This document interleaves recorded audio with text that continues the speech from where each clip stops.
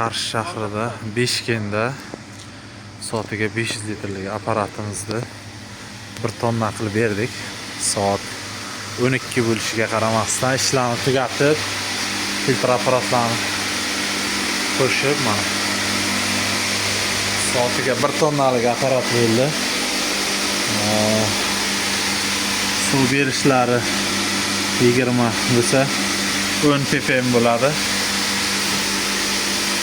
Bochkalarning ichi flyura to'lib qolgan ekan, azob berdi, ko'pchilikda bo'ladi. Davleniya ko'tarmaydi. Bu tomonga, yuqori bosimga mana bu flyura to'lib qoladi.